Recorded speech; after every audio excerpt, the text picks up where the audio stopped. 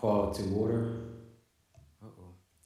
This is our committee of the whole meeting for Monday, September 22nd, 2025. I'm the chair, Council President Trippi Congo. At this time, I will call the roll of our committee. Councilman Owens.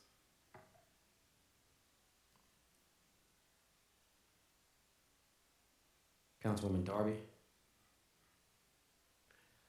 Councilwoman Oliver. Present. Councilwoman Harley. Councilwoman Willauer. Here. Councilwoman McCoy. Councilman Johnson. Councilman Field. Councilwoman Bracy. Here. Councilwoman Cabrera. Councilman Spadola. And Councilman Hackett. WITN, I don't think that the council members who are on Zoom are able to hear. I can see their faces on the screen, but none of them said present when I called their names. There's still an echo. Okay, thank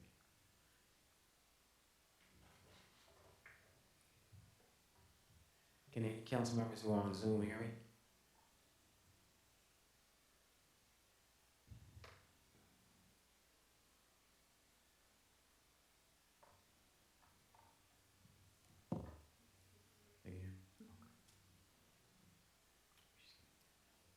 So present on Zoom is council members McCoy, Harley, and Owens. So at this time, we are going to get started with our first item on the agenda. It's an update on the Office of Educational Advocacy. And who is here to speak to that? Good evening. My name is Dr. LaRetha Odumosu, and I'm the founding director of the Office of Educational Advocacy, and I look forward to sharing all of the amazing things that are happening so far. As we all know, the office was established in January, and I joined in May, and would like to share with you some areas that we have identified as focus, some successes that we've already had, as well as where we are going. There is a PowerPoint connected to my presentation. Is that able to be posted, or have they already? Okay, awesome. Okay, so the purpose of the Office of Educational Advocacy was established to meet the need for unification and coordination of the educational landscape in the city of Wilmington. The office fills a current gap in the educational ecosystem.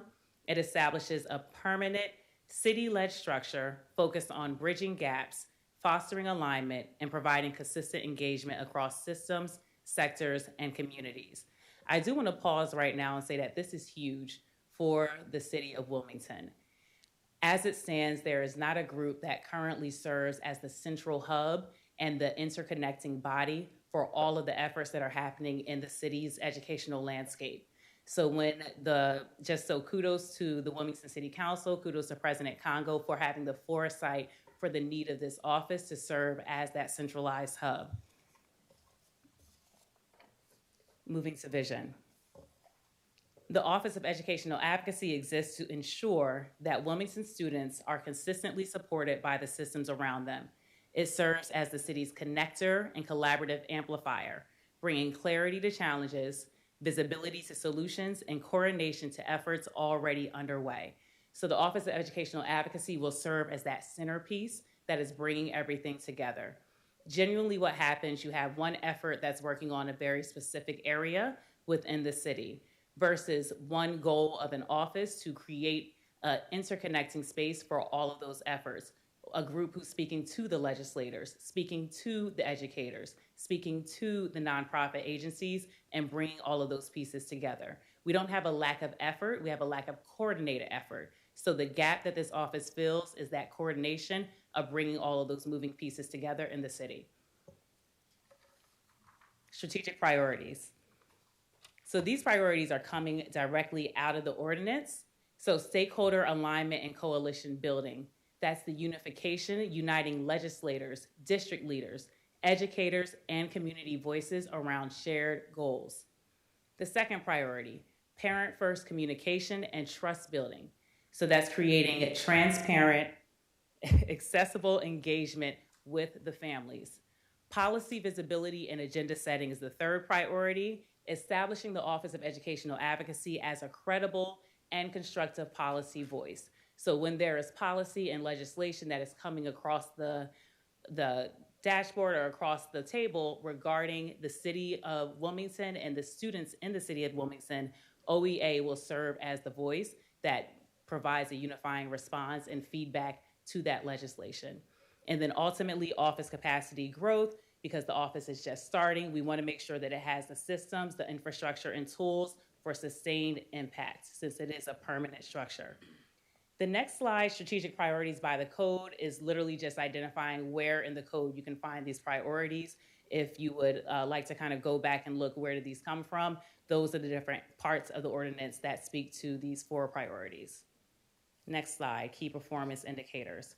So since the Office of Educational Advocacy is new, all of these KPIs, or the key performance indicators, their baseline is 0 because it wasn't established before. So all of this, we're starting to track this data now, but there wasn't pre-existing data for these specific priorities because the office was just established. So under stakeholder alignment and coalition building, stakeholder engagement, so tracking who we are engaging with, which partnerships we are establishing, the goals of those coalitions and collaborations. Coalition growth, the establishment of a cross-sector coalition or advisory group. I have an exciting update about that. Parent-first communication and trust building. So we'll be tracking how many parents are we reaching. So right now I can tell you we've already handed out over 250 flyers to families in the city of Wilmington directly. So tracking those type of engagement efforts. Tracking how many people are responding to our feedback, the surveys that we're sending out, making sure that we have a clear measure of our reach. So when we're looking at our social media channels, how many families are we engaging with? How many people are interacting with that information? Policy visibility and agenda setting. This is tracking the policies that we have a voice in. So I can tell you that there's going to be legislation that comes out in fiscal year 27. Are they taking the feedback that we're giving regarding that legislation? So we'll be tracking and identifying the policies that we have a voice in, how many times we're cited, things of that nature. So making sure that we are remaining a part of those conversations. And then ultimately, the infrastructure of the office itself. Next slide. So I wanted to spend a little time on stakeholder engagement. I think sometimes that can be kind of an ambiguous term. So I wanted to just nail down and drill down what that looks like for the office. So stakeholder engagement directly allows us to avoid repeating the problems of the past. One key issue has been that many groups have acted without coordinating with other groups. So that's where you find the redundancy and the duplication of efforts, because those groups aren't necessarily working together. They're just looking to fix the specific area that they decided to target. So that has led to duplication, repeat actions, and lack of sustained success. So meeting with our stakeholders, meeting with our possible partners, meeting with collaborative entities that are working within the city of Wilmington, we prevent that redundancy. So we keep that repetition from happening, us doing the same thing. We collaborate on common problems. We pull resources and social capital. We align on focus areas, and we expand our reach throughout the state. So the initial findings, many of you know that I'm a researcher, I have a researcher background. What I'm finding is that there's not a lack of efforts in the city. There really isn't. There are plenty of groups that are here and dedicated to supporting the improvement of student outcomes in the city of Wilmington. There's not a lack of efforts. There's a lack of coordinated efforts. So that is the gap that the office fills with that coordination. To give you a more take-home example, as a school leaders are generally running their schools. They generally do not have time to meet with legislators. However, their voice is important for legislators. The Office of Educational Advocacy fills that gap. When you look at nonprofit agencies, they're not necessarily connected to every school district. They're connected to maybe a school leader here, a school leader over there. So there's a lack of collaboration that could help those students. So that's the gap that the office is filling, serving as that centralized body. So current initiatives and next steps. Under stakeholder, our priority of stakeholder alignment and coalition building, so obviously engaging with the different partners, we have already established the first of its kind, Wilmington Interagency Collaboration, which is significant, and it's going to make a big impact. It is bringing together those government-initiated groups in the city of Wilmington so that we can work towards a common goal. Parent First Communication and Trust Building, as many of you know, I have been engaging on a family engagement tour that was in partnership with all the city school districts as well as one of the charter schools, where I personally went out to each school site. So that was 7 different sites, and that's how I was able to connect with over 200 families going to where the families are. We have already started with our social media channels. We are now focused on ensuring that they are information hubs. So if you go, for example, to our Instagram page, you'll see where people can track information around the events that we might have gone to, the information that we're giving. Just today, we posted information regarding Reading's upcoming committee meeting, which is happening on the 27th, which I encourage everyone to attend because that is going to be a big conversation around redistricting. So part of what we will be doing is getting key information out to the community so that they know what's happening in the educational landscape in the city. We're also launching the Office podcast, which will be a part of that social media growth and making sure that we are ensuring that we're giving valuable information to the community. And then policy, visibility, and agenda setting, recurring meetings. So one of the recurring meetings I'll share with you is with the Secretary of Education. She and I are meeting regularly to determine how do we collaborate and how do we ensure that we are not getting in the way of each other's efforts. One important part about the DOE, which many of you already know, is that while education legislation is happening from the General Assembly, the Department of Education is responsible for implementing all of that legislation. So it's very important for us to have a partnership with the Department of Education because that is what's coming to the schools. And that a partnership has been established with Secretary of Education Cindy Martin. Next slide. Impact by the numbers, so just wanted to share some of the key ones that we have so far. So the coalition has been established. We have started to meet, and we have already identified our target area.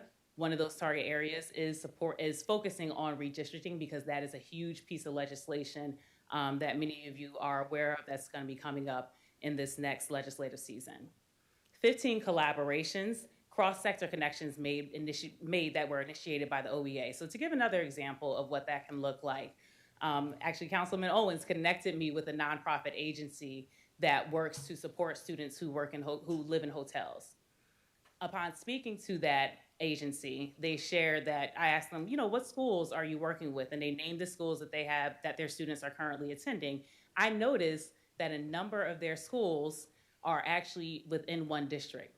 So I asked them, have you connected with that specific district? Because those same students that you serve likely fall into other categories for that district, which could be truancy, students who might have academic or discipline concerns because they're not in school as frequently because of that housing instability.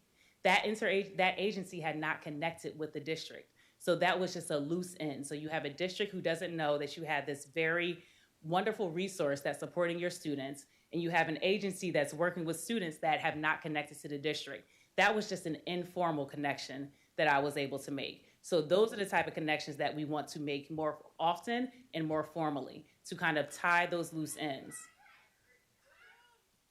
Then another impact by the numbers, we have engaged with 75% of our list. I think when I last came here, I shared a list of about 60 stakeholders. We're now at 80 because as I meet, people are suggesting that we meet with another group or that we meet with another stakeholder. So I am ensuring that we're engaging with all people who are working within the educational landscape in the city of Wilmington. That is key. 5 key connections. I already spoke about the partnership that we have with the Department of Education. We've also been partnering with the school districts. A key role was with that family engagement tour. And then 4 methods of communication. So we have launched 3 different social media channels as well as our webpage. And the sole purpose of that is to ensure that we are spreading and reaching out to as many families and many community members as possible. And that is it for today, but excited to share with you all the ongoings as we continue. I do have a couple of questions for you, Dr. You mentioned redistricting. Can you just give an overview for people, someone who may not know what's involved in redistricting, what it is, and the goal of it? Yes. So redistricting, right now the city of Wilmington is broken up by 4 districts. So Colonial, Brandywine, Red Clay, and Christina. Colonial only has a smattering of students. It doesn't have a full school, but there are students who live in the city that go to Colonial. There was a time when there was one school district that served the city of Wilmington. That was broken up during the busing and the deseg. So what has happened, now we have these 4 districts that all the students of Wilmington go to. There's no high school, as we know, so all of our high school students are bused out of the city unless they have choiced into a charter school or a VOTEC school. So what that has caused is significant fragmentation. If you can imagine, we have, I'll just give a number. Say we have 10 city schools. 3 of them are with District 1, 3 of them are with District 2, 3 of them are with District 3. It is very challenging for a large-scale effort to happen with city schools when they're broken up by different districts. So the redistricting effort is trying to bring all of those pieces together. Now, there are 3 options that are on the table: a metropolitan district, a Brandywine and Red Clay combined district, and a Northern Newcastle County district. That decision out of those 3 have not been made, but redistricting and legislation for redistricting will be happening in the legislative season. And right now, we are receiving feedback and taking feedback from community members, so it's still time to become a part of the discussion, and that's what we're encouraging people to do. Okay, all right, thank you. Do any other council members have any? Council Member Oliver. Thank you, Mr. President. Thank you for that overall review. I just have 2 questions. Meeting with stakeholders allow us to pool resources and social capital. Can you explain that to me, please? Absolutely. So social capital in terms of who has relationships and partnerships with whom. So there are different groups that are connected to different parts of the state of Delaware. So when we're able to pool our social capital, then we expand our reach of influence in the state. Mr. President. Yes, follow up. Thank you. My last question is, what does success look like to you? Success looks like to me the Office of Educational Advocacy. This is going to sound extreme, but serving as the alpha and omega for the city of Wilmington's education. We want to make sure that we are a part of every aspect. So success looks like ultimately our student outcomes improving. So right now, as you know, the city of Wilmington has lower proficiency rates than the state. We have higher chronic absenteeism rates than the state. So the data does not look good for our students in the city of Wilmington. The goal will be to bring together all of the groups that are successfully working with the students in the city of Wilmington. Because what we're seeing is you have a bright spot at this one school that doesn't translate to this other school. I'll use Harlan Elementary as an example. Harlan Elementary has recently had some success in terms of attendance. They've had success in terms of student proficiency growth over the past few years. That success is not necessarily duplicated at other schools. So the goal here will be to identify spaces where we can bring together all those bright spots and scale the impact so that it's impacting all of the schools in the city. Thank you, Mr. Councilwoman President. Gracie. Thanks, Mr. Chair. Mr. President, sorry.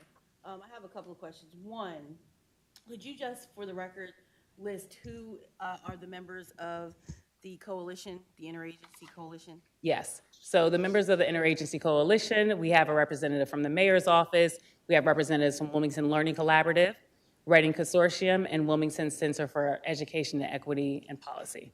Thank you. Follow up, Mr. Yes. President? Okay, so I have a couple of other questions. As you've been doing your family engagement tour, what are some of the issues that you've been identifying when talking to families and talking to the students, and then also talking to teachers and educators?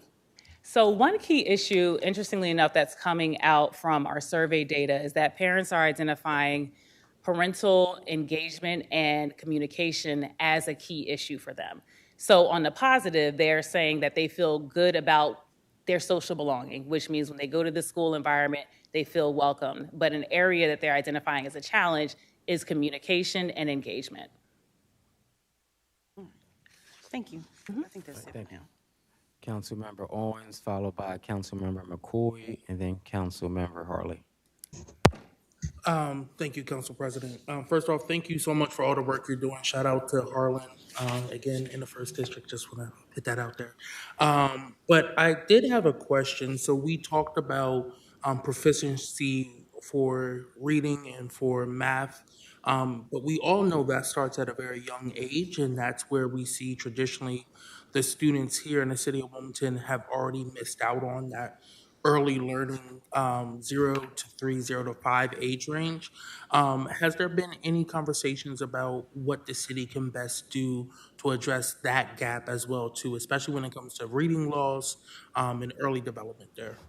Absolutely. So that is a big part of the conversation. We know that 0 to 5 before they get to kindergarten is extremely important for their ultimate growth. There's been some efforts that have already happened. So I think sometimes we're not always, it's just not a lot of communication around the effort. So Reading, for example, has added to the ECAP seats to expand the early learning students who are able to participate in pre-K programs. So that's something that has happened recently. But and then I do know that the governor's office, as well as the Secretary of Education, Department of Education, is thinking about how do we expand access for pre-K. So I think that's probably the number one response would be how do we get more students in those seats earlier? St. Michael's has started to have that conversation as well, just within the city of Wilmington across different sectors. How do we ensure that everyone first is aware? Because that's what we're also finding can be an issue, that folks aren't always aware that that's an important goal and that's an important target. So first, raising awareness would be key, and that's a role that the office will be able to play in directly because we are very focused on sharing information. So how do we raise that awareness so that people know how important this is, and then also advocating for more seats? Thank you for that. And I know that, childcare is one of the most expensive costs for young parents, especially as we're trying to grow our base here in the city of Wilmington. And I know we need to work with the state to get a universal pre-K program. I know that's something that the Lieutenant Governor is taking on herself as well, too. But going back to these recommendations for redistricting as well, too, regardless of what school district or that we come up with, right? There's a few things that us as a city need to make sure is very clear to the state. And one is that's equitable funding for the classroom. Again, you have a ton of administrators, a ton of outside support staff. That's great, but the kids are not getting the resources that they need, and we need that to be really dedicated to them.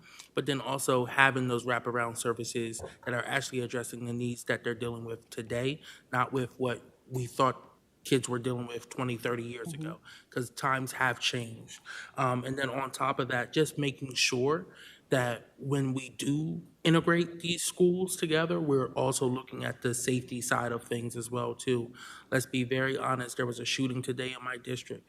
There's an ongoing beef between some of these young folk that if we start changing the districts around and putting them in the same school, we have to be very strategic to make sure that we're not having any type of fighting in the school, but then also protecting the other students as well too, both from the city and from the surrounding parts of the city as well too. So again, just making sure that is being communicated to the state level is a key for me, and I know that you are doing an amazing job on that level as well too. Thank you. Thank you. Councilmember McCoy.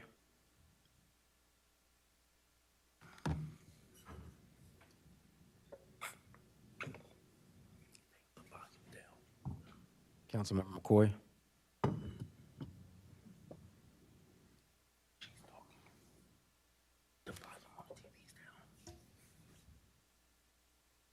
WITN, is Councilmember McCoy? I think the volume might need to be adjusted on our screen. Councilmember McCoy. I can hear her on the phone, but we can't hear her there. Oh, that's not gonna work. All right. Councilmember McCoy, we can't hear you inside of in the building, so WITN is working on that. So we're going to come back to you and Councilmember Harley with your questions. Councilmember Oliver. Thank you, Mr. President. Dr. O, I heard you mention social media several times, and I just wanted to make a statement. Most of the parents that I talk to are trying to get their children off of social media, as well as I know you see in the news, some legislation has been put out there to even ban their telephones in certain states. So when you mention social media 3 times, I just wanted to put it out there that some individuals are banning social media because that's one of the problems, that the kids are not learning because they're constantly on the phone and going to various schools. I hear that all the time. I just wanted to make a statement that where there is a need for social media, we're also trying to move away from it. The teachers, I just saw in 2020 one teacher, several of them have retired because the kids are in the class just constantly on social media and they're not even able to teach them. So I just think we need to be careful about so much social media nowadays in our community because it's not doing us any good. Absolutely. And just for clarity, the social media is more for the parents, not for the students as much. I think students you have to get in front of and have conversations with. And I agree. I'm a mother, so I know the struggles of social media, and I have a school-age child as well. So I completely agree that it's not a space that we want to necessarily direct kids, but this is more so because our parents are also on social media and kind of being able to modernize our communication approach instead of just relying on a website. Thanks for clarity. Thank you for asking. And Dr. O, while we're waiting for WITN to work out the difficulties, can you give us your contact information? Yes. So you can reach me. Do you want just the email? Because I don't have my phone. Whatever's good Dr. for you. O, DRO at wilmingtonde.gov. So that is my email address. And then in terms of social media, you can reach us on Facebook at Dr. LaRetha Odumosu, on TikTok at Dr. LaRetha O, and on Instagram at Dr. LaRetha O. Okay, we're gonna return back to, So Councilmember McCoy was able to put her question in the chat. okay, all right, thank you. Council members often find that residents are either unaware of opportunities to engage or feel disconnected. What are the most effective strategies to engage families, and what district was Dr. O speaking of? What district was I speaking of when? I think she's referring to the district that has the most effective strategy. So that was Harlan Elementary. That was in Brandywine School District with Principal Roberts. And she's a veteran leader, so you kind of hear a lot of great work or great things about Principal Roberts. And could you ask the question one more time? I'm sorry, Mary Lena. What are the most effective strategies to engage families? So the districts actually have a number of different programs that are geared towards families. What we do see is that there are certain groups or certain programs that more families come out to. So the block parties have been well attended. The open houses have had kind of in between attendance, and then they have math nights, and depending on which district, they have different programs that are geared. So I would say one thing that does work is when you're giving families information.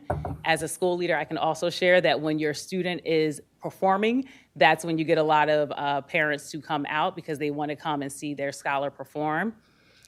There's also just a splattering of communication efforts. So using social media effectively, also using tools like Classroom Dojo, which are apps, or some type of communication app. So you really have to be responsive to the family. So I would say there's not one engagement strategy that works best for all families, but different engagement strategies work better for different family populations, and being able to use a plethora, so a variety of engagement strategies to make sure that you're reaching out. All right, thank you. Councilmember Harley, if you have an opportunity, are you able to put your question in the chat, please? Okay. Councilmember McCoy does have a follow-up first. All right, so she did clarify, I don't know if the microphone's working. Councilmember Owen stated a district was unaware of the organization that had many schools that were in need. I believe that's... Oh, I think she's referring to the one-step at a Time Foundation, the school district that they're working with? Yes, so they had students in Brandywine School District as well as Christina. All right, thank you. Councilmember Harley put her Okay. question. I'm not sure if the microphone is working. For Councilmember Harley, she has two questions. The first one, is a comment. She wanted to thank you for the great presentation and great update, stating Dr. O shared KPIs at the beginning of her presentation. Are there any timelines associated with the KPIs? So right now, we're in the process of creating a dashboard. My goal will be to have an update for each KPI each month. Okay. And the second question, are families sharing their input and feedback regarding the decision around redistricting? That is, yes, but not as many as we would like. So there are families that are very involved in the redistricting conversation. We are not finding that there's as many families coming out, which is why the focus right now is getting the word out to make sure that people know, one, that this redistricting conversation is happening, and two, how they can get involved. So the answer is yes, we do have families participating in that conversation, but we'd love a lot more. Right? And I believe that's it. All right, thank you. Councilmember Oliver. Yeah, last question. How are we getting the information out as far as the redistricting? Yes, so we just worked on a one-pager, which I think is important because so many people are confused and there's a lot of misinformation happening around redistricting. So we have a one-pager that's in the works, and hopefully that is ready by the end of next week, and that information will be disseminated to as many groups as possible. So the school districts, the nonprofit groups, the community organizations, the stores, just to get the word out. We're also going to be having, a couple of social media pushes, just again, to just communicate and use as many communication channels as possible. But right now, getting that one pager out to as many organizations in the city as possible. Thank you. All right, thank you. Is anyone in the public able to, if anyone is watching, you are able to place your question in our chat before we go to our next agenda item? Yes. Councilmember McCoy does have one more question. Okay. I'm just waiting on the. All right. Dr. O, while we're waiting for Councilmember McCoy to write her question, you mentioned a meeting that's coming up. Yes. So September 27th at Warner Elementary, beginning at 9:30, there is a Reading Consortium meeting that is taking place. They'll be sharing updates with the AIR funding, which is not AIR funding, the AIR study. AIR is a research group that has looked at all of the schools in the city. They have looked at a number of different data points, so they'll be presenting out information from that study, and there'll be a continued discussion around the redistricting options. So that is open to the public. The goal is to have as many people come out as possible. So again, that is September 27th. It begins at 9:30. I believe it ends at 2:30. Childcare is available as well, and lunch will be provided. So that's this Saturday, right? This Saturday. This Saturday, okay. All right. Councilmember Owens? Yeah, you brought up the AIRS report, and I'm gonna nerd out a little bit. So in that report, it suggested that additional $500 million to $1 billion be invested into our school system here in Delaware. Do we have any word on what additional funding has been added into that at all? I don't have the answer to that question. I do know that the implementation plan is slotted to take 3 to 5 years. So I would imagine that that's funding, not a one-time funding, but some type of scaffolded funding over the years. Thank you. But don't quote me. I'll have to. Okay, so it was actually a statement from Councilmember McCoy, not a question. She just wanted to clarify that she was aware of One Step at a Time and has given them support for children in the Christina School District. Absolutely, and they're doing amazing work. So One Step at a Time, not to be, a salesman for them, but they're working with students who fall into the most vulnerable of the vulnerable. Our students who might be living in transient housing, living in hotels. So those are students that need that wraparound support, and they're providing it. So thank you, Councilwoman McCoy, for supporting them. All right, thank you, Dr. O. Any closing comments? I just want to, again, thank the council. I think that it took a lot of foresight to establish an office like this, to see that there was a need for an agency or for an office that does this for the city of Wilmington. So just thank you to you all, and I look forward to continuing to work with everyone. All right, thank you. Thank you. Next, we're going to have a discussion on establishing a youth leadership council and city council. And who is here to speak to that? Thank you for joining us. Please introduce yourself whenever you're ready. Yeah, thank you so much for inviting.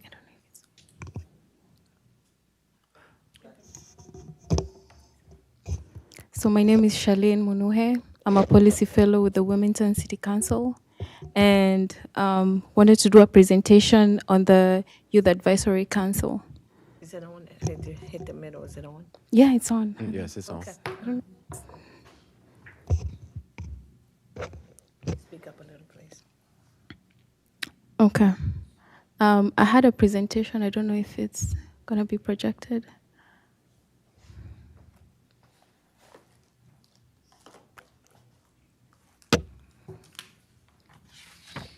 Okay.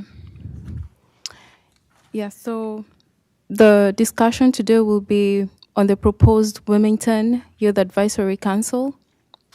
And in the agenda today, we're going to look at what is in the city code on the Wilmington Youth Leadership Council, which is under Parks and Rec.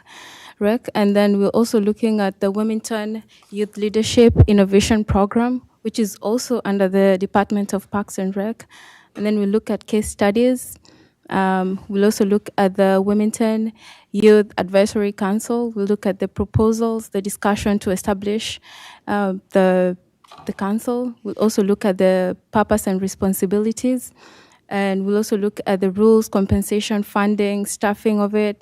And we'll do a little of comparison for the Wilmington Youth Leadership Council and the Wilmington Youth Advisory Council and the WILE, which is the Wilmington Youth Leadership Innovation Program comparison.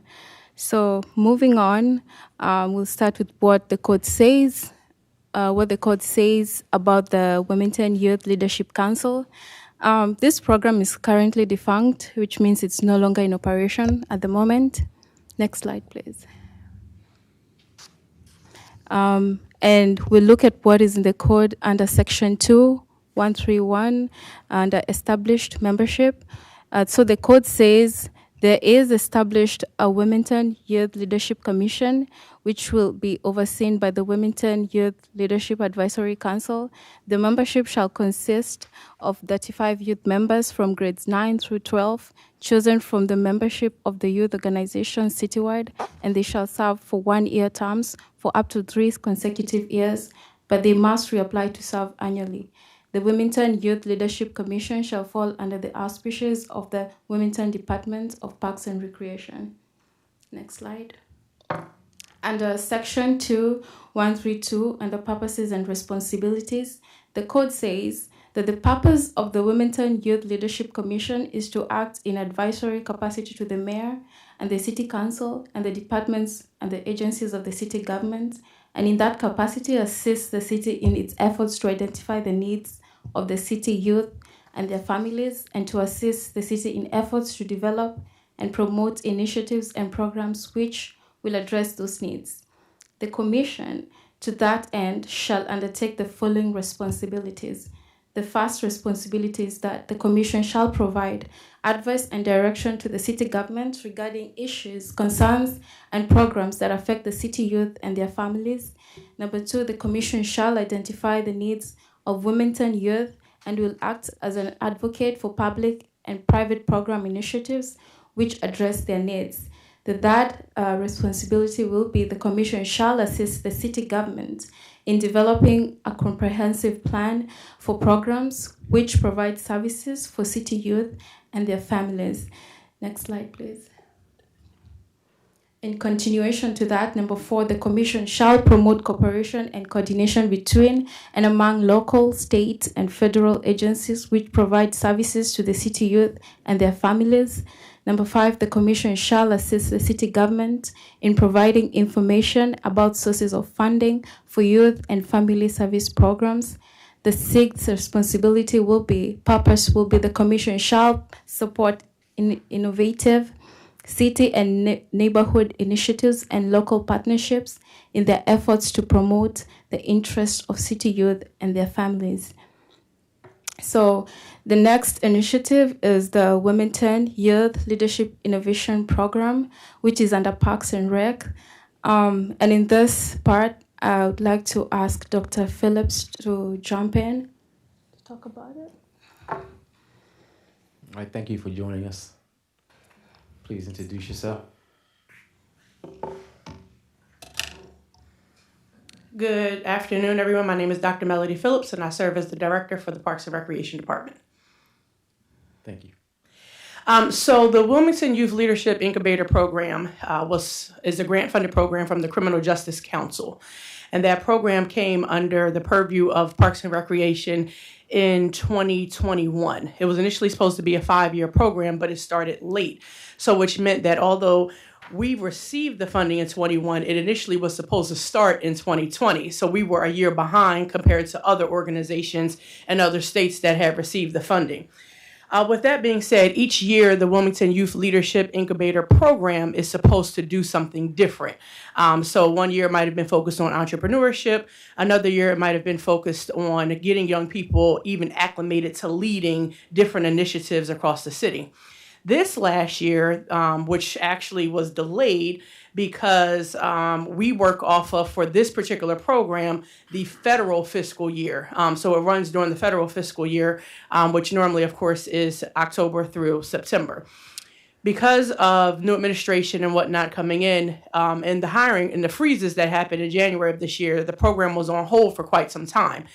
Then it got started back up around April of this year, and this final year, that program looks like we have about 14 youth who are working right now. We have 8 placed at the MSK Community Center. I'm my sister's keeper.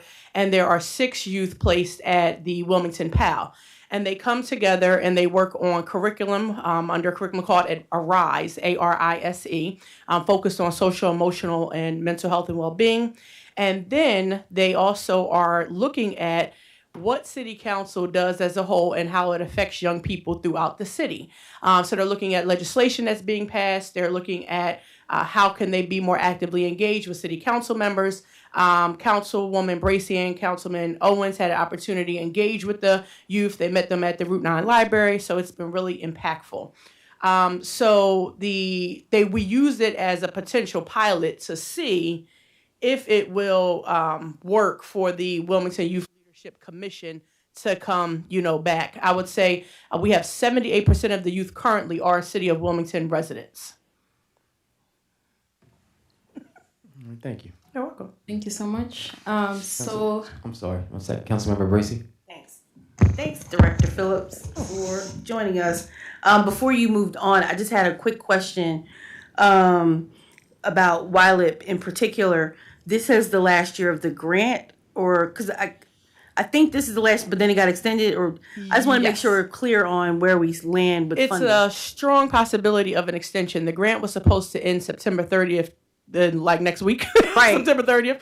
But we are still waiting for the federal government to let us know if it will be extended. And the reason is because there's still a significant amount of funds left that we already have, meaning that the federal government funded it up front. So we have the money to continue paying the youth. They continue working, along with receiving the social emotional aspect from the licensed clinical social workers that work with them on a weekly basis. The challenge is whether or not the federal government is going to say, yes, you have the money, and yes, you can continue, because they could say, no, you can't continue, and give us the money back that is left. And we're hoping that that doesn't happen. It's not enough money, though, to take it to the end of our current fiscal year. It's only enough to take it to maybe the end of January, more like the mid-January, because all of the youth are now paid, which was different in the previous years when they were just kind of incentive-based for field trips, things like that. They're actually getting minimum wage at 15 hours a week, and they work 25 hours a week over the summertime. Mm-hmm. One follow-up? Yes. So, and I know we've talked about this a little bit already, because the kids that are in WILIP are very impressive. Is this a future conversation that we talk about, whether or not WILIP becomes another permanent piece of our youth master plan or whatever we do? Or have you guys thought about that piece? Okay, this is something we want to keep going after the grant. Absolutely. So Parks and Recreation is charged, my team is charged with figuring out how YLIP can continue. And one, because as you all know, young people are my passion. I absolutely love youth leadership. I think adults need to get out the way and allow them to lead. But also because we want to make sure that the Youth Leadership Commission can actually come back. It was when I became the deputy director in 2022, I had no idea that this was even in the code. So then when I learned about it, I said, oh, okay, let's figure out how this can come back. And it's really important because if you're going to bring it back in its full capacity, then my humble recommendation and suggestion is that you actually allow all the young people to lead, which means that whoever is leading the Youth Leadership Commission, meaning the liaison, should be somebody that's no more than 25 years old. Because ideally, then you're going to have it where you have teenagers who are going to respect in close proximity the age range of those young people. But if one of you or somebody else or somebody like myself or Dr. O is leading it, it's not going to be the same. We can provide the guidance. We can provide, the resources and guide them in the right direction. But they ultimately want to have the essential ownership of it. Ideally, if everything comes back, the Wilmington Youth Leadership Commission can look just like what Parks and Recreation did for the Next Level Youth Summit.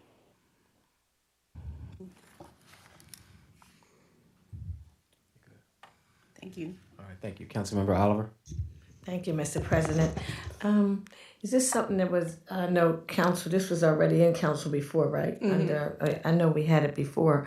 I think anytime help the youth, I just think this is a good thing. I thought it worked out before, but I just know it was a successful program before, and I'm glad to see that Councilman Bracy and Councilmember Owens, as with your leadership, talking about bringing this back. Because you can't go wrong with just helping out our youth nowadays.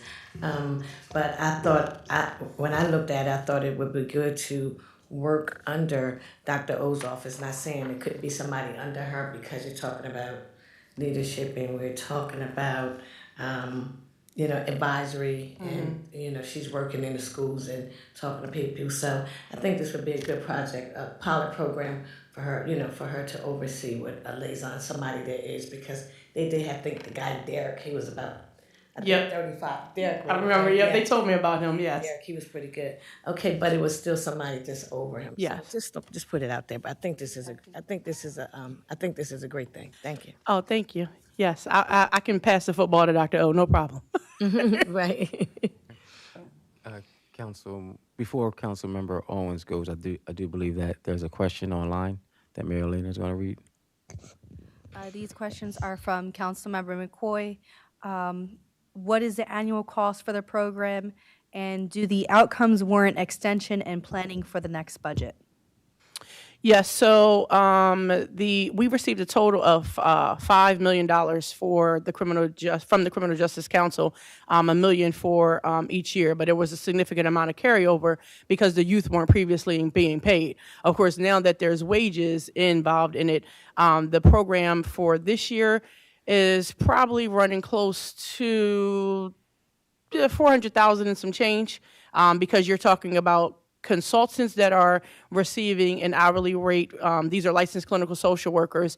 The youth being paid, and particularly a significant amount of hours over the summertime, they still do have the ability to earn field trips. So they still have those field trips and different conferences and workshops for the social workers who might have to meet their CEUs to maintain their licensure, which is important. And then those social workers also are providing services outside of the core of the youth who are getting paid.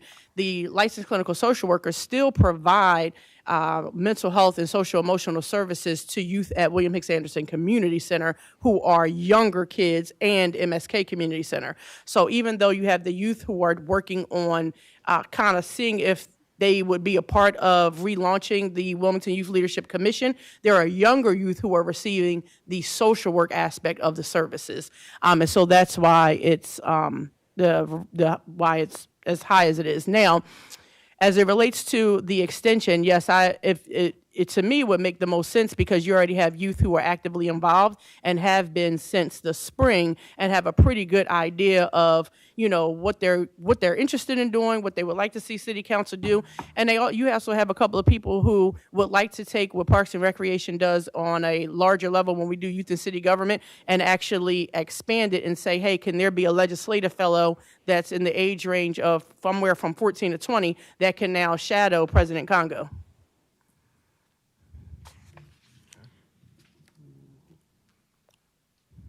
I don't believe Councilmember McCoy has any follow-up, but Councilmember Harley does have a question. What challenges do you see with the program, if any? Adults. No.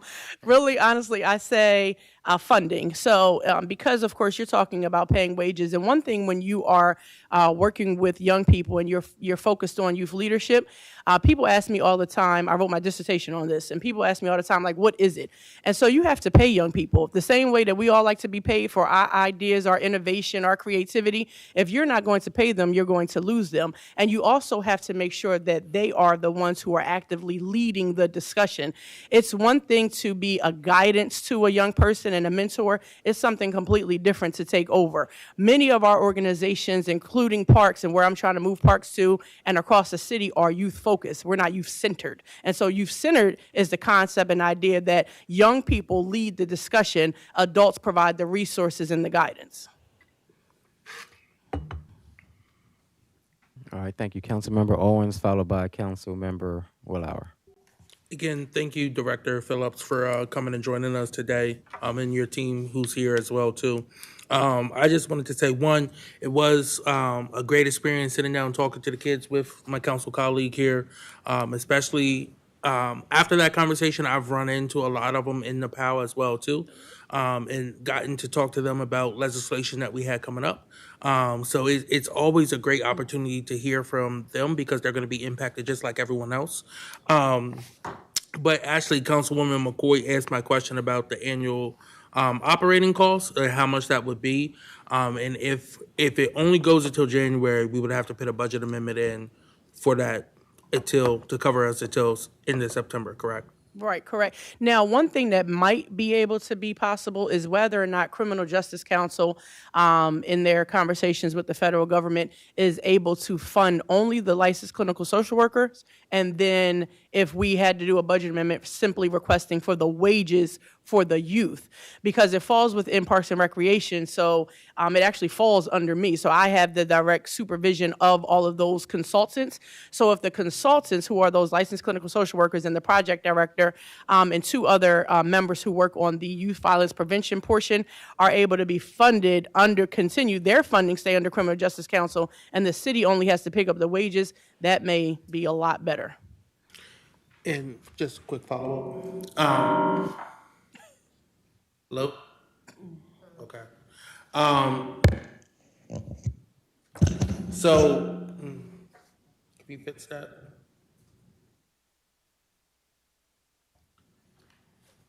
WITN.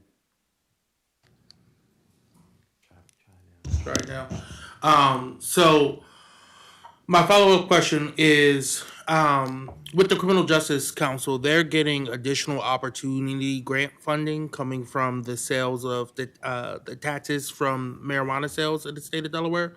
So would we potentially be able to pull from that money for the city of Wilmington to help cover this, if whether it's the wages or covering the consultants' fees?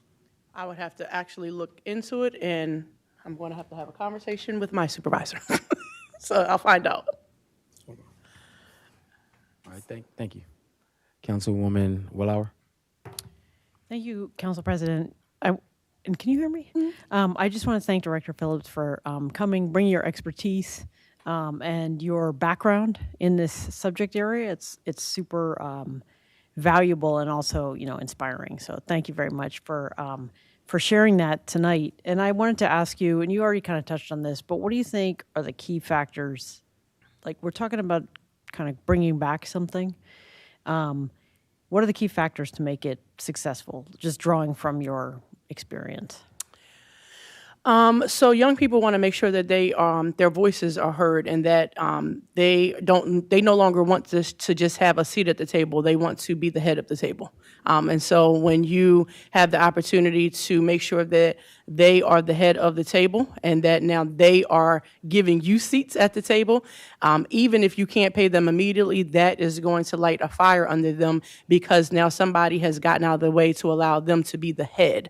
Young people have some of the most vibrant, great, excellent ideas, but they just want to be heard, and they want to make sure that they're not considered a stereotype, and that people don't necessarily think that, oh, you're young and you don't have anything to contribute. I think one of the things, and this was something that in a follow-up conversation I'm going to have with Dr. O, is that if we start somewhere in the education system and start reminding and teachers as well as young people who are going through the school system that Martin Luther King, Malcolm X, Rosa Parks, they weren't 50 when they created these civil rights acts and everything. They were 18, 19, 20 years old. We often think of them in the post-mortem stance, but if you teach about them at the time that Stokely Carmichael was doing what he did at 19 years old, then young people will have the opportunity to say, oh, I can do this too. So from working on with young people and hearing them out, and then sometimes you actually have to change legislation. When I formerly worked for the teen warehouse, in order to make a young lady, Anaya Patterson, the chair of the board, they had to change the bylaws and they had to get the vote. So they changed the bylaws to make it work, so at 17 she could be the chair. So that's another thing too. Don't be afraid to change legislation to make it happen. Thank you very much. You're welcome. Dr. Phillips, you said 50, like that's old. What you trying to say, huh? I'm still closer to you too. I'm 30. Don't worry, I'm not too far from, I'm a little closer to the 50, but no, they were 19, 20 when they went over to the Pettis Bridge, so that's all. All right, I'm just messing with you. I believe we have another question or comment. Yes, I have questions from Councilmember Harley and Councilmember McCoy. I'll start with Councilmember Harley. Thank you, Fisher. She has two questions that go together. If everything pans out, do we have a cohort of young people ready to start? If yes, when will they start? Yes, we actually have a couple of young people who are volunteering their services right now that are not getting paid, that are working out of the MSK Community Center. And so we could get that cohort up and running pretty quickly because they're already interested in being a part of the program. And what was the second part of the question? Or did I answer both? Oh, okay. Yeah. Well, when will it start? So right now the youth are still working right now. So they're working through September 30th. If the federal government says yes, it's okay to continue, they will keep on working. Another cohort, specifically under the incubator program, would then be able to probably start in October. And those are some of the youth who were volunteering their time because they just liked the program. We could then put them on payroll.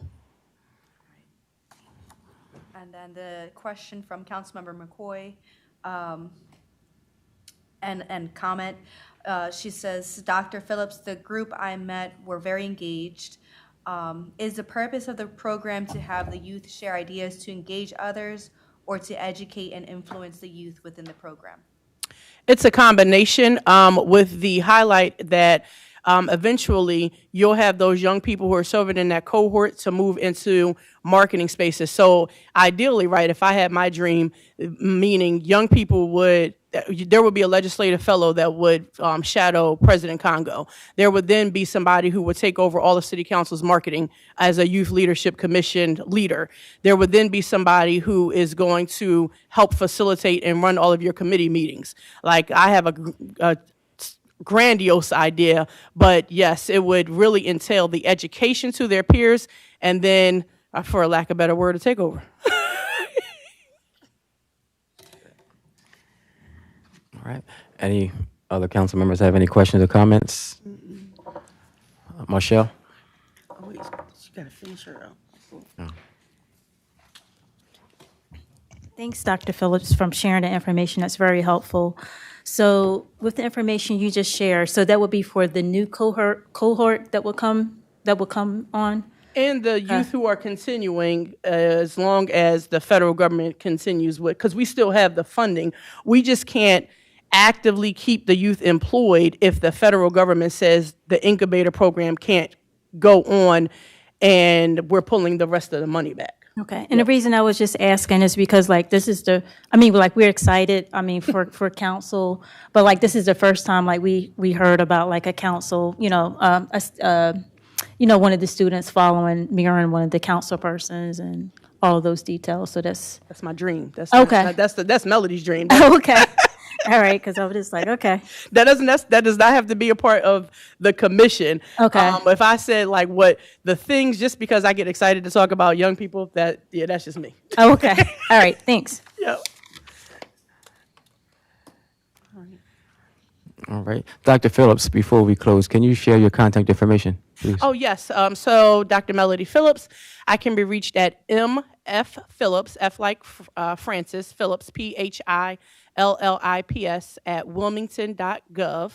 And then my new desk number, because I have a new office, is 302-576-3811. All right, and congratulations. Thank you. All right, you're welcome. Mr. President, may I be excused, please? Yes, you may be excused. Are we finished? Are you? Yeah, to continue, thank you so much, Dr. Phillips.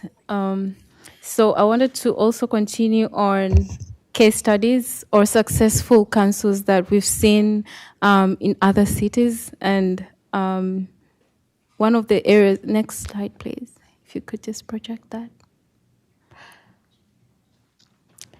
So one of the areas that we identified was Alexandria in Virginia, New Orleans in Louisiana, and San Jose in California. So just a brief of what happens there. In Alexandria, the youth commission is called Children, Youth, and Families Collaborative Commission, City of Alexandria. And their goal is to monitor the progress of programs and services that are available to the city's youth, children, and families. So the structure of their council is 29 members, 6 from community members aged 18 to 25 who are in youth, children, family-focused professions, for example, in education, in public safety or health.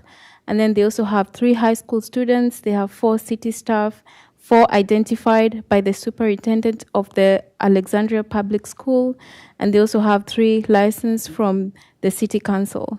So that's one model from Alexandria. The other model is from New Orleans, and their goal is, so the name is New Orleans Mayor Youth Advisory Council, and their goal is to collect, analyze, and provide information related to youth issues, and they have to complete at least 1 impact project in their time. The structure is that they have 25 members, 2 from each city council district, and the remaining shall be appointed to reflect the city's diversity. So they have to be between 9th to 12th grade, including those who go through the home study program, and their term limit is 1 year, no more than 2 consecutive terms. The other model is from San Jose in California, and it's called San Jose Youth Commission. The goal is to provide a structure for outreach to San Jose teens, and the structure is that the members must reside in San Jose and must have completed 6th grade, but have not attained 21 years of age, and at least 1 commission member who has not attended high school. So these are some of the models that we saw have worked and are successful. So for the next slide, I think we'll invite Councilmember Bracey to continue and Councilmember Owens as well. Thank you.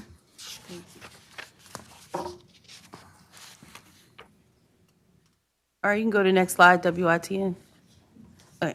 So in all of this robust conversation that we've been having so far, when we first started talking about the actual the ordinance that's in the code now, there was another piece to this, which was in the last 2 sessions of City Council, part of our strategic plan has mentioned a youth master plan, and we never got past just mentioning it. So when we started this session, it became very apparent to both of us that that was something that we had in common, because we were asking the same question: whatever happened with the youth master plan? We had gotten the commission started in previous sessions of council under the Parks and Rec, and then that kind of fizzled out for whatever reasons, and we never got to the end game, which was to create a comprehensive plan identifying the needs of our youth, what services are out there, and then also partnering with the administration and council on what legislative and policy initiatives that need to happen to address what's happening with our youth.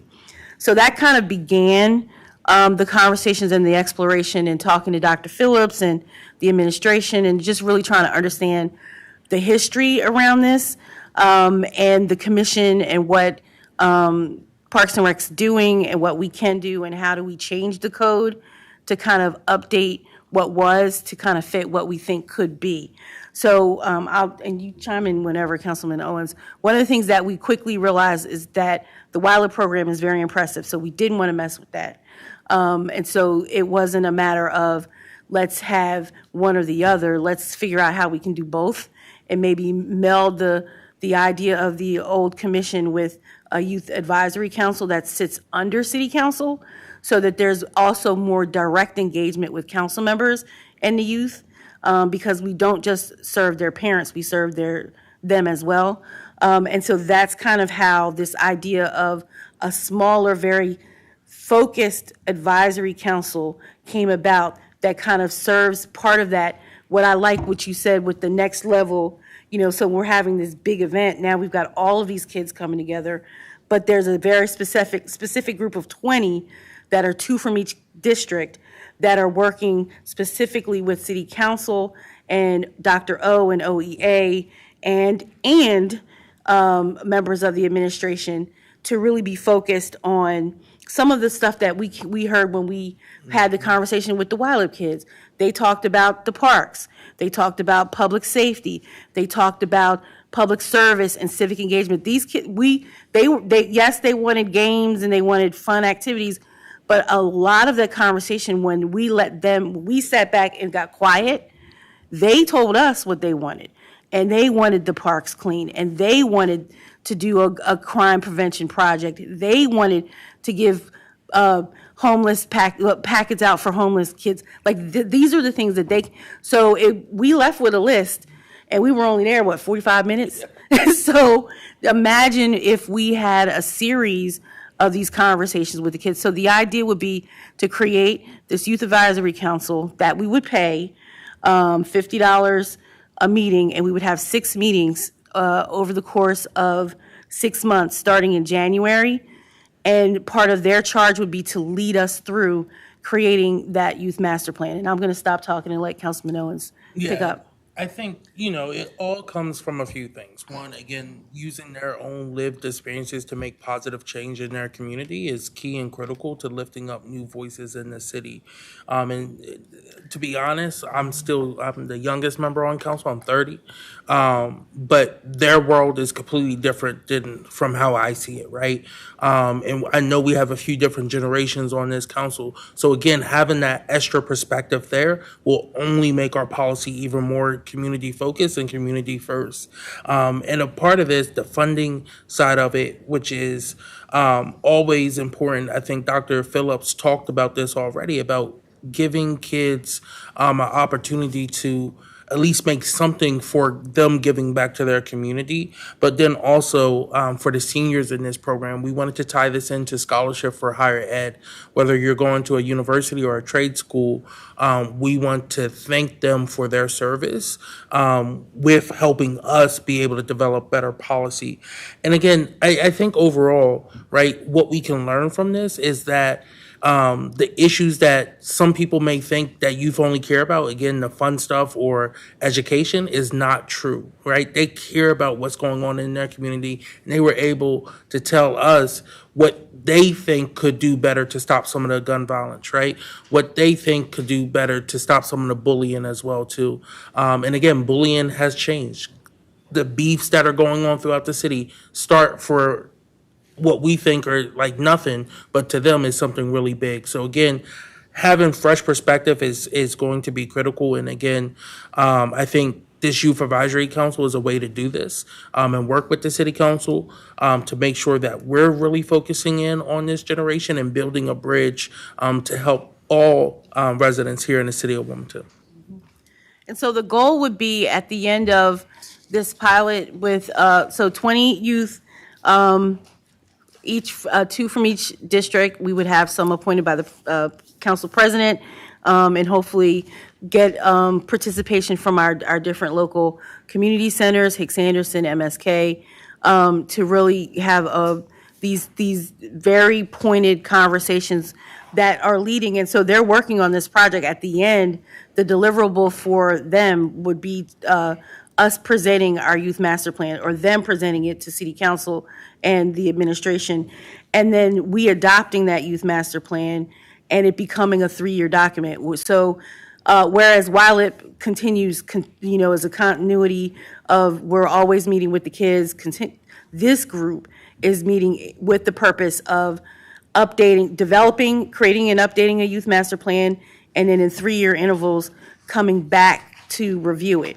So in 3 years, or 2.5 years, or it would be a different group of kids that are coming in and looking at what the first group did and saying, okay, this worked, this was great, we didn't like this part, or now times have changed and all of our kids need to know how to do an AI, or whatever the case may be.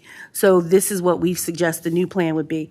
So this is something that would be codified so that when we're not in these seats anymore, there's still an intention around making sure that we focus on the city's kids in a very specific way, where there's a document and there's action items every session of council that feeds into the work that we do.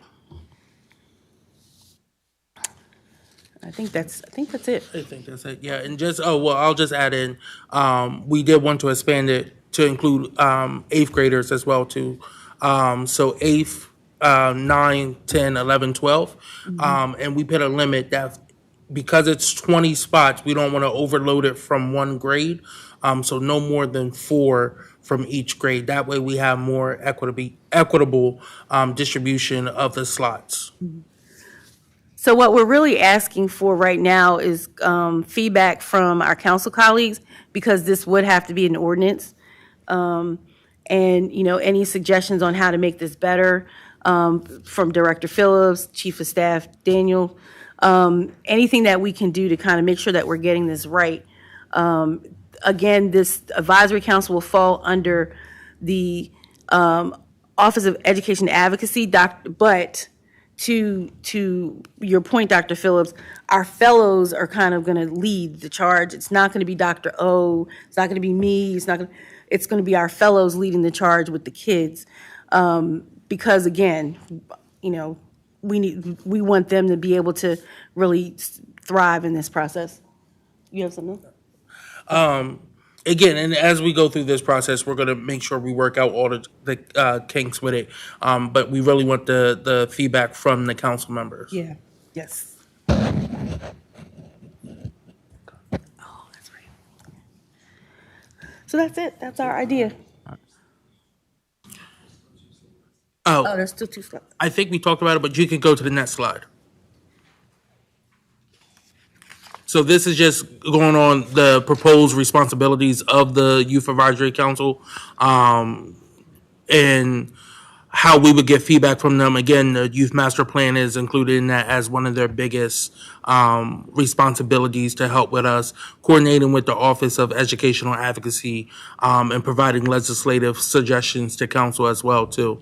You can go to the next slide. And this is the rules, compensation and funding for it, and the scholarship that we talked about as well too. Overall, we're asking for $15,000 for this program, again, which I think is a very small investment for such a high reward. And then this is just a breakdown of currently what we're proposing, what is defunct under the Youth Leadership Council, and then YLIP as well too, which is a grant-funded program run through Parks and Rec that you heard Dr. Phillips talking about. And I think that's it. All right, do we have any questions from any council members online? Marilena? No. Does anyone in the public, anyone in the room have any questions or comments? No? All right, I want to thank everyone, thank both of you, thank everyone who was involved. I think we are definitely heading in the right direction. I'm excited definitely want to be a part of this. I think we all have a passion for children. And I just, again, thank both of you for recognizing our shortcoming and just jumping right in and trying to make it better. Thank you. And our final agenda item is a discussion on neighborhood stabilization funds, alleyway cleaning and paving pilot program, and private tree service pilot program. And who is here to speak to that? Myself and Marshall. All right, please introduce yourselves. Chief of Staff Elijah Simmons. Marcia Bass Knight, Chief Financial Officer. So in front of you all is the tree and alleyway pilot programs proposals from the administration after a deep, long conversation with President Congo, Councilmember Darby, and Councilmember Willauer. Just wanted to run through this proposal that was sent to us with you all. And on here, there's a list of different questions that the administration has for council, and just kind of want to get those answered out, and just so we can get it set up and started, because I know that it's been something that a lot of you have been asking for, have been waiting for. So look forward to chatting about it today. So I'll start with the alleyway cleaning, paving, and pilot program. Just going over the background. The FY26 general fund operating budget included a one-time transfer of $2 million from the stabilization reserve to the neighborhood stabilization fund. City Council and the mayor's office agreed that these funds would be dedicated to the ongoing home repair lottery and 2 new pilot programs, one for private tree service and one for private alleyway maintenance. There was an understanding that council and the mayor's office would meet after passage of the budget to determine the specifics of the new pilot programs and determine how much money to allocate to each program. Council President Congo and Councilmembers Darby and Willauer met with the mayor's office staff on July 16th. They worked 2 concepts for the alleyway funds: 1, repair and paving drivable private alleys, and cleanup of private alleyways, including removal of illegal dumping, debris, and foliage. Mayor's office staff was tasked with developing a cost estimate and recommendations for program guidelines and determining if both concepts could be funded. For concept 1 that they outlined, for the cost estimate, the number of private drivable alleyways was 50. The number of drivable alleyways in qualified census tracts was 19. The average cost per alleyway was at $13,800. Cost of paving all alleyways, $690,000. Cost of paving alleyways in the qualified census tracts, $262,200. For cost allocation recommendation, qualified census tracts are defined as census tracts where at least 50% of residents earn 60% AMI or less. Although qualified census tracts are a good proxy for income, many private drivable alleyways are located in parts of the 9th Ward and Hilltop that could reasonably include lower income residents. Therefore, it is recommended that the allocation be increased to $400,000 to allow for additional properties. Increasing the allocation would also allow for variability in the size of alleyways and potential cost overruns.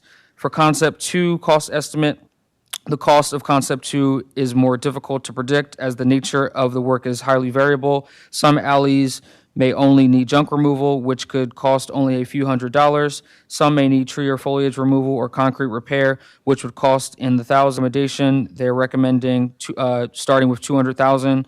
If demand warrants, they would reallocate the funds from concept 1. Then on next page, program guideline recommendations. Limit to homeowners earning 80% AMI or less. They have a question for council. As these are shared alleyways, do we require that all homeowners with access to the alley meet income requirements, or just require that the homeowner making the request be income qualified? We'll come back to that question, but next one is administrate through real estate and housing by contracting with private vendors through RFP. The RFP would be issued in consultation with Public Works, who would provide their expertise on paving the sidewalk repair. Real estate and housing would process the applications and schedule work with the contractor in conjunction with Public Works. The webmaster can create an online form for the application, and we can make physical copies available in real estate and housing. Required documentation should include proof of income, proof of ownership, proof that property is owner's primary residence, exact location of the alley, and description of the repairs requested, including pictures if possible. Real estate and housing would be responsible for vetting the applicant's income and ownership information. Public Works would be responsible for reviewing the scope of work for any paving or concrete repairs. They would recommend to they would need to ensure coordination through 311, LNI, Public Works, City Council, and the Mayor's Office to funnel all qualifying requests to real estate and housing for intake. Then they have a second question: do we approve requests from qualified applicants on a triage basis? So that would be worst requests handled first, or do we approve on a first come, first served basis? We'll stick on this one. Kind of going back, they laid out the two different concepts, concept one and concept two. Concept one was kind of straightforward in what it outlined, but then concept two has those two outstanding questions for council. The first being, as these are shared alleyways, do we require that all homeowners with access to alleyway meet income requirements, or just require that the homeowner making the request be income qualified? And the second one, do we approve requests for qualified applicants on a triage basis, or do we approve on a first come, first served basis? So that's this one. Councilmember Owens. Yeah, real quick. So looking at this, are we asking for $690,000 for the full program? Well, that's the cost of of paving all alleyways. So this is the estimate that the administration has came up with, and they have provided like a cost allocation like recommendation. Mm-hmm. So it's a matter of what council would like to consider. So, and maybe someone from the administration can answer this as well too. So what is the actual price tag that we're looking to dedicate to this pilot program?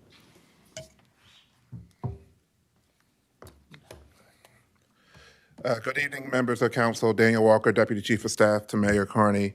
Councilman Owens, to answer your question for the alleyway program, we are recommending a total price of $600,000, $400,000 for concept one, which will include the qualified census tracts, simply just paving alleyways. And then concept two would include the removal of debris, trash, et cetera. Two different actions occurring rather. So we broke them into two different options. If we were to do both, the total will be $600,000. Thank you for that. So with the $400,000, how do we make sure that is equitable distribution throughout all 8 council districts, right? So again, I know that the 9th Ward and Hilltop were mentioned in this, but we also have a lot of alleyways in the 1st District as well, too, that are in dire need of repair. So how do we make sure that we are splitting this money equal among all 8 council districts? I think that bears out in the way the estimate was gathered. To your point, we did explicitly call out the 9th Ward and Hilltop, but we call those out as outliers, being that they are not located within, all the way located within qualified census tracts. And so what we did was we pulled the total list of requests that came in across the city of Wilmington that included all 8 councilmatic districts, and then we overlaid that with the qualified census tracts in those districts. And so we knew that there are certain areas in the city that may not be within qualified census tracts that would need or could benefit from this support. And so we provided a buffer, if you will, a cushion to get to the $400,000. Okay. Michelle. And two, I just want to just to clarify too, and it's no guarantee that the funds will be equally spread equally amongst the 8 districts. And also, one of the questions mentioned, do we approve requests from qualified applicants on a triage basis based upon worst request handled first? That's something council has to consider as well. Thank you for that follow-up. I just, again, my biggest concern is always making sure that the 1st District is included. We knew there was an administration that did not do that last go-round on a lot of programs. And again, we have issues that need to be addressed as well, too. So it's only fair that we're included in the early planning and any allocation of funds as well, too. Whether it's East Lawn, East 33rd, or West 33rd, like we can go through those alleys all day long, and I can show you exactly where a lot of these residents need help. Now, I did have one other question in regards, well, maybe a comment. I don't believe that it should all be required that all the homeowners meet the income requirements for the sole purpose. We are a renter-dominated city, so even if there's renters living in the household and the person who actually owns the property is some wealthy person, quality of life is key for whether you are a homeowner or a renter. And if the alleyway's in disarray, we should still be able to help them, even if the homeowner may not even be living in that household. Chief of Staff. Yes, I do want to undergird what Councilman Owens stated with our makeup of renter versus home ownership. However, I will say that the owner of the home is still legally responsible for the repairs of that alleyway. And so if we're talking about using taxpayer funds, which are limited, then a consideration should be given to how we engage with those properties that are rental, where there is a landlord versus one that is home owner occupied. Thank you. Councilmember Bracy, followed by Councilmember Willauer. Thank you. I just have one quick, it's not even a question, it's more of for clarity purposes. Under concept 1, which would be the private drivable alleyways, based on your summation, Deputy Chief of Staff, there, you looked for the ones that were in the qualified census tracts. So based on the summary, it looks like there's 19. Correct? Or am I reading, or is it the first number of private drivable alleyways is 50, but the number that actually qualify will be 19, correct? You're correct. The total private drivable alleyways in the city as a whole is 50. In terms of private drivable alleyways solely located in qualified census tracts, which includes areas that where 50% of the residents earn 60% of the AMI or less, or the poverty rate is 25% or higher. There are two definitions that qualify someone. The total number of qualified drivable alleyways in qualified census tracts is 19. We do reasonably believe that there are private drivable alleyways not included in qualified census tracts where people could meet the income threshold on a case-by-case basis. Okay. So follow up, Mr. President. So then my next question would be for concept 1, are we just going to knock out the first 19 without a request? Like, since we already have identified those, are we just knocking those out and just repaving those alleyways, or is it still they would have to request it? Like, there's still an application process? The way this is drafted is it will be an application process. In terms of if we're going on a case basis of knowing those alleyways, that is what the discussion with council is for. All right, thank you. I believe we have a comment or question from Councilmember McCoy. Yes. Councilmember McCoy is asking, is Public Works aware of this pilot program since she already has a community that wants to repave an area, but one resident cannot afford to participate in the costs? And can this be an example of something that we can assist with? To answer her question, yes, Public Works is aware. They provided the numbers in terms of alleyways. So they are aware of this program being discussed here as it was in the budget. In terms of the alleyway in question, it would depend on if it meets the criteria that's established. Councilmember Willauer. Thank you, Council President. I just want to thank the administration for this initiative, because alleyways are an ongoing problem, and alleyway cleanups are an ongoing problem, and there's often a lack of resources is talked about as why the Department of Public Works doesn't do more. So I know that Hilltop is included in here as a place with a lot of drivable alleyways. I'm not sure that's right, but there are definitely a lot of problem alleyways in Hilltop that are in between the houses, in between the blocks, and so I think that just this idea of setting some money aside for that is a great so I guess I would just say the 5th District isn't as impacted by the drivable alleyways, but is very impacted by the alleyways that are needed in terms of like trash and debris and things like that. So I'm just wondering, having homeowner, is there a role for city council members? Because we get a lot of these requests. Is there a role for city council members to play a role in kind of triage, like for where these funds are allocated? Well, the way it's written, and thank you for that acknowledgement. We work collaboratively with City Council on this program, and as you know, it's something that was stood up during the budget process and something you advocated for as well. So thank you, Council Member, for that advocacy.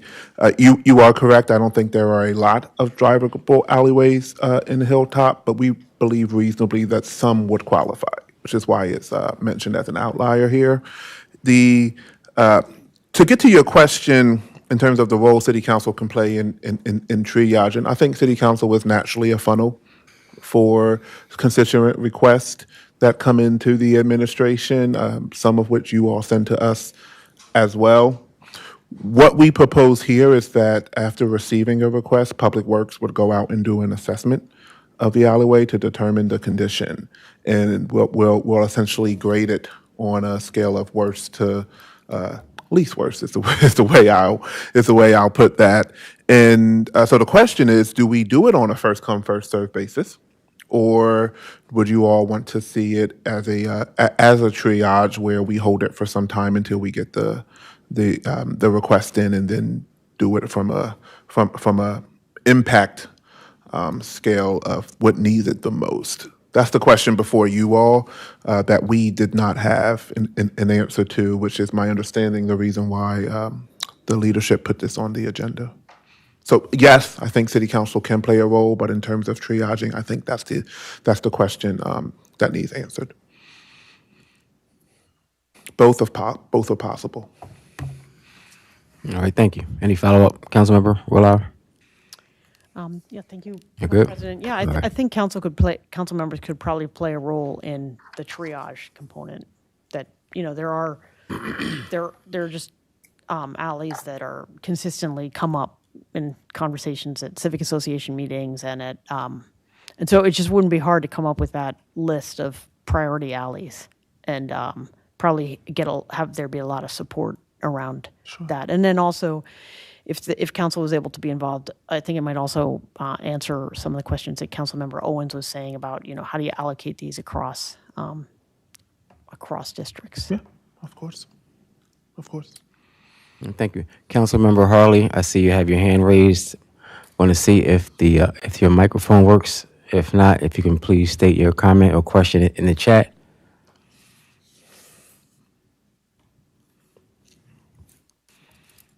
I don't believe we can't hear you, Councilmember Harley. So if you do have a question or a statement, please write that in the chat and we can read it for you. Councilmember McCoy does have a written question or comment. Okay. Councilmember McCoy has a statement. She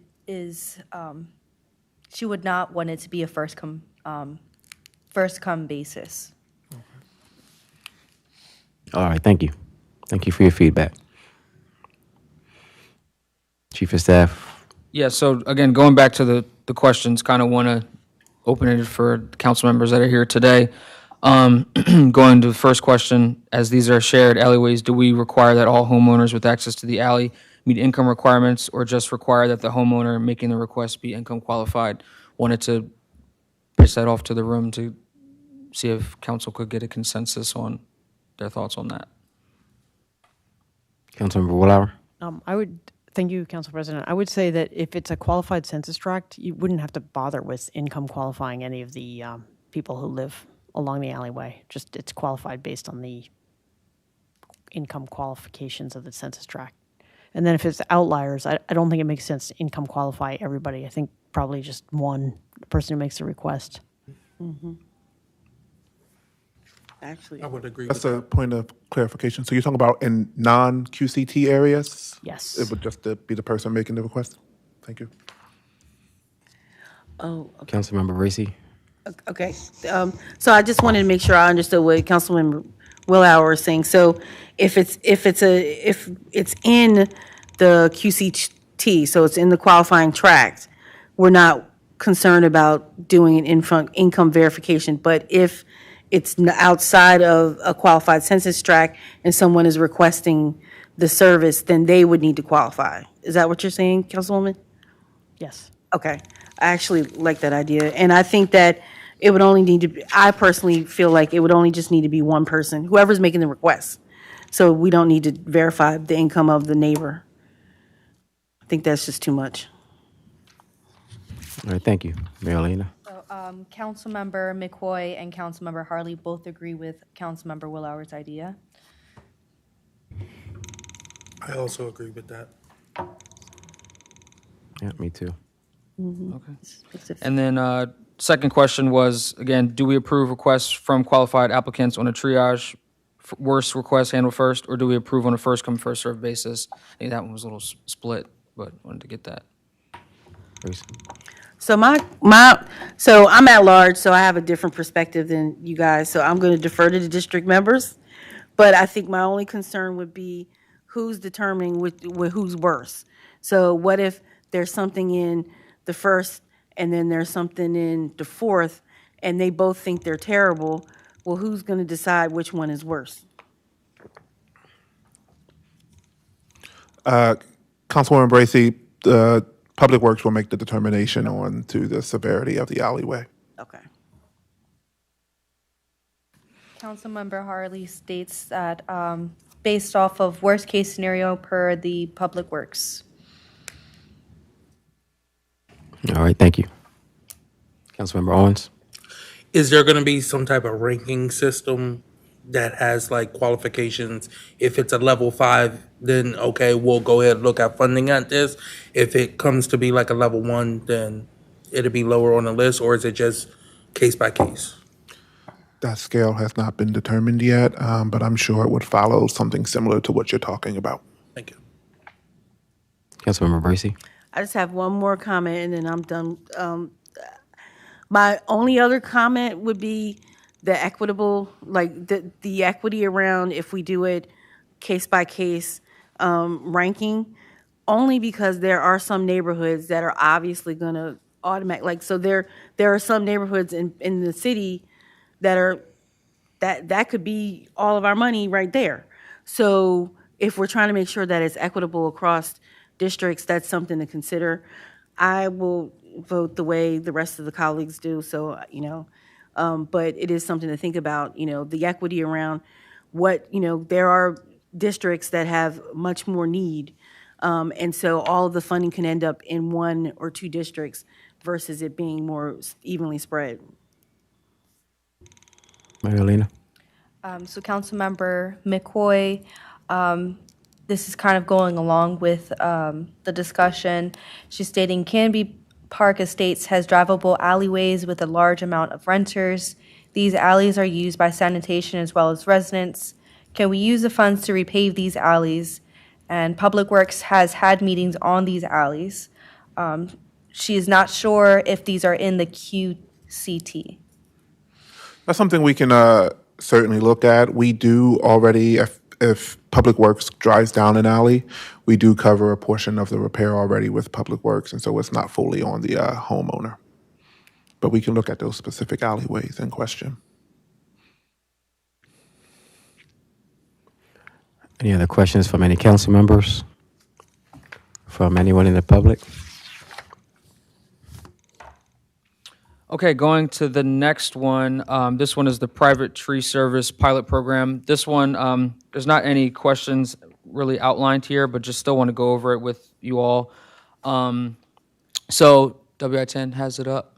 Give him a minute.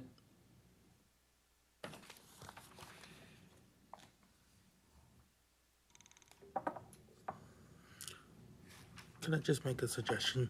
Yes, Councilmember Owens. Yeah, just real quick. Next time we have a presentation like this, can we do it in the form of a PowerPoint and not written like this? Because people may have some issues with trying to read it. All right, thank you. Okay, so going over the background, the FY 2026 general fund operating budget included a one-time transfer of $2 million from the Stabilization Reserve Fund. This is actually the exact same as what we went over in the Tree and Alleyway program, so we'll skip down, go to the cost estimate.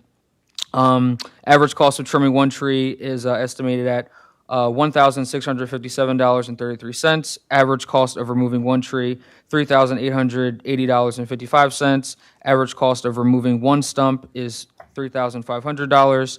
And then the average cost of private tree complaints by homeowners in the qualified census tract per year is 59, with an estimated cost of addressing complaints at $200,266.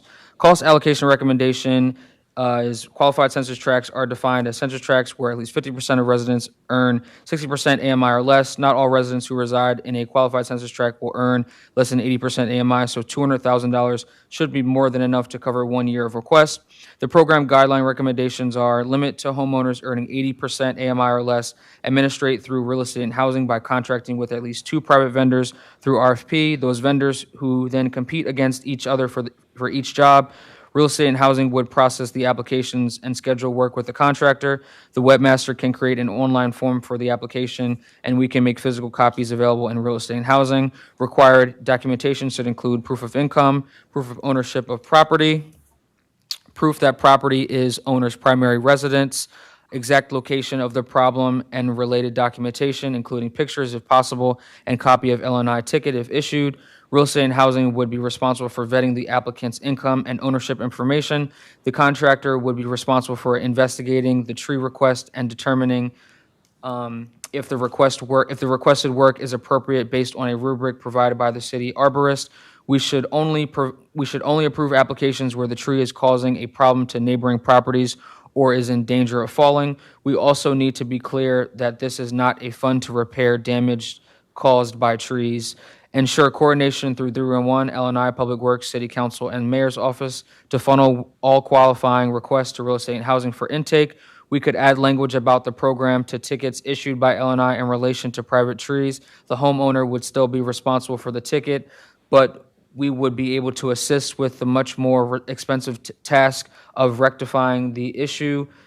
We would also need to proactively market the program through 311, WIT, and City Council, Mayor's Office communications to ensure residents are aware of the program where they receive a ticket. So just leaving it open-ended for council if there's any comments or questions you might have. Councilmember Willauer. Thank you, Council President. I just want to say thank you to the administration. I think this is a fantastic idea. Tree problems really undermine the enthusiasm that a lot of people actually have for trees. So investing resources in kind of caring for it as public infrastructure is just like a great initiative. So I really want to thank you for doing this. And I think it's that's really what I wanted to say. Thank you for doing this. Thank you. Any other comments from any other council members or from anyone in the public? Yes, thank you for joining us. Please introduce yourself. I was so excited. My name is Jamila Davey. I live in the 5th District, and I was very excited to see trees on the agenda. So thank you for the social media team for pushing out the meeting notice. I go to a lot of the Civic Association meetings in my area, and trees are definitely a big issue there. I worked with some students from UD this summer to do a street tree inventory in the Hilltop in Census Tract 22, and just I'm working on a fledgling West Side tree plan, and concerned about questions about tree equity. And there are stretches of the 5th District where there are 0 street trees, where like Lancaster Avenue in Census Tract 22 and on 2nd Street. And so all our canopy is on private property. It is in people's backyards and things like that. And I know we have been challenged about not having a urban forester and stuff like that, and not having a tree commission meeting in Wilmington for some years, and that there's, some need to address all that stuff. And the trees are a blessing and a curse, to quote my councilwoman, on this topic. So I agree. I want to thank the, council and the administration for taking a look at this. This is something that we hear about from people, that they have trees and that are, menacing their homes and things like that they have no power to do anything about. And I just want to reiterate that, so for some of our communities and our hardscape communities that have very little public right-of-way, there isn't room for public trees, right? There's just room for the canopy in the center of our blocks and things like that. So it is very important for us. It's something that we learned from the Philly tree plan, from some of the work that they've done, and they're trying to, continue to implement their learnings about that, wherever we have mature trees that are bringing relief from extreme heat, which is like one of the main causes, kind of really a threat menacing our communities.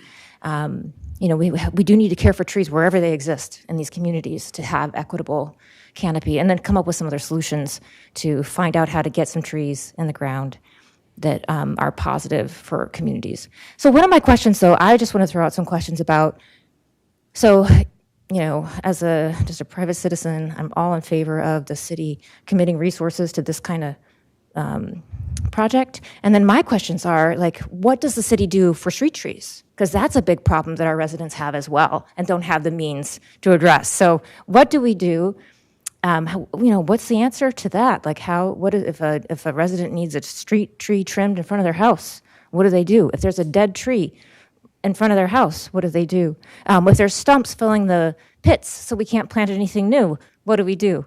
And when do the pits get paved over? And are we planting 2 trees for every one we pull out? And when can the tree commission meet again? So it's a bonus. Thank you so much. All right, thank you. So I'm not sure if anyone from the administration wants to address those questions now, or we can follow up with Gemma later. Some of them we can certainly follow up with you later. Just for a point of information for those who are watching, in response to the questions that were posed, we do have a program currently in a process for removing street trees, I believe is how it was put. Those are done on a worst case rating, and so we have a lot of trees in our beautiful city. We are a very green city, and so we put resources into taking care of those trees. And so as we receive complaints or asked from our constituents about trees we may see in sidewalks, tearing up sidewalks, those are all rated from Public Works on a worst case scenario. Those are really trees that are in the public area. What this program does, rightfully to the point, is focus on private area trees. And so there's that. In terms of the tree commission, I would need to get back with you all about the tree commission personally. And in terms of stumps in the sidewalk, a number of those stumps are removed. Some of them are paved over.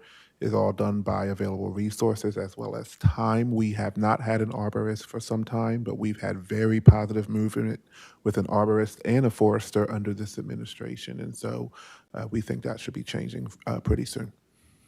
All right, thank you. Mary Elena?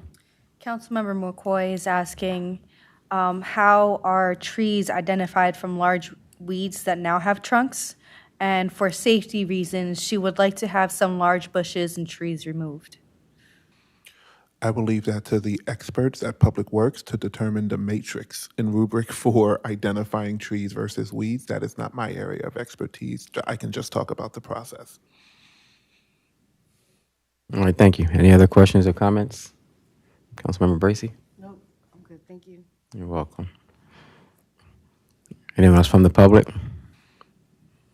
Michelle? Yeah, just want to make a general comment, is that in working with council for the fiscal year 26 budget, so these 2 pilot programs came out of that and out of the discussions with council working together and with the administration being amenable to work together with council.